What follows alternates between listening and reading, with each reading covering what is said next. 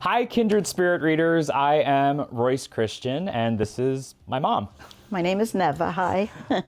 I have an article in this month's issue, which I'm so grateful for and excited about.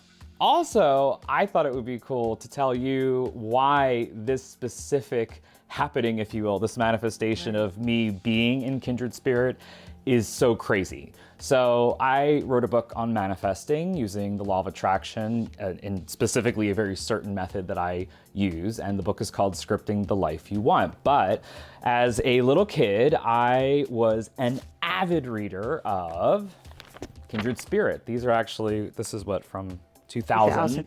This one's from 2004, 2005, but I thought it'd be fun to tell you this manifesting story just so you could see how amazing the law of attraction is when it really, really works. So, Mom, did I go to the store and buy these as a kid?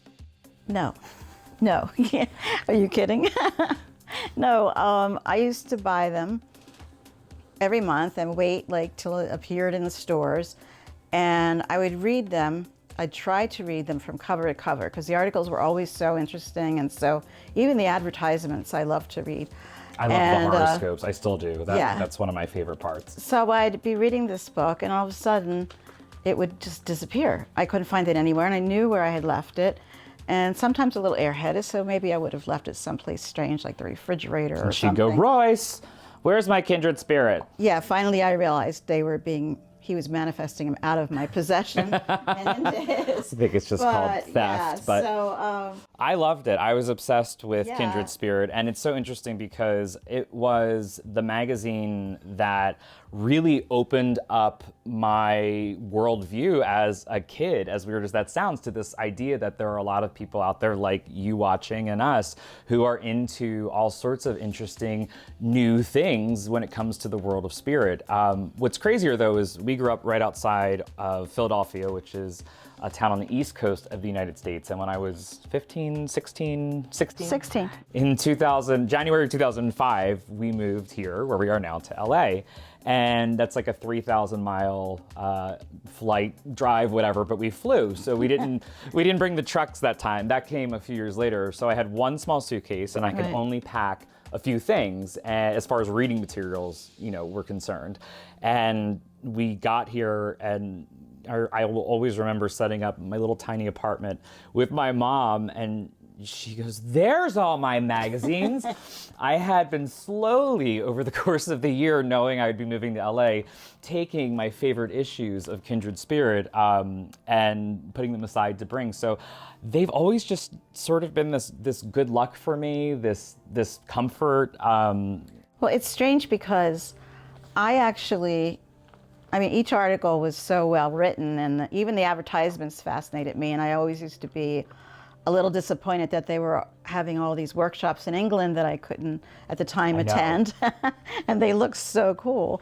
And I actually remember what was in the magazine. I still do, well, obviously. And when I saw these, I'm like, I didn't know, I just didn't know that he had saved them. And what's great is, obviously, Kindred Spirit is a magazine that is near and dear to my heart, not just because of the articles, not just because of what it is, but because to me it represents sort of my metamorphosis and the time in my life when I was in my teens that I transformed into fully embracing my spiritual side. So I have traveled the world with these, and you can read all about that in this month's issue of Kindred Spirit. So here's the best part of this entire thing. Kindred Spirit did not know any of this. Not about my mom, not about me having issues from when I was a child. Literally, I was 11 or 12. We all have issues from when I was a child. But Kindred Spirit and the wonderful team there had no clue that I was addicted to their magazine when they asked me to contribute an article to this month's issue. And I've had a lot of amazing manifestations, and you can read about them in the article. I'm not going to go on and on about them here, but pick up the issue if you want to read the whole story. Needless to say, I was bawling in just happy tears. I was so excited. Because this is the ultimate manifestation, especially for someone in this world world. I'm new to the spiritual community as an author, and to be asked to be in Kindred Spirit, you know, if you're anybody, is a huge deal. But one of the first things that I ever did when I started to hone and create my own manifesting process, which I write about in my book, Scripting the Life You Want, was I intended to be in Kindred Spirit. And I am this month. So That's great. I thought you'd love to hear that. And I just wanted to thank my mom on camera for introducing me. And I hope you guys go out there and buy this month's issue of Kindred Spirit, where you can find a really, I think, helpful article by me, Royce Christyn. And I talk a lot about this awesome person here, my mom. Thank you.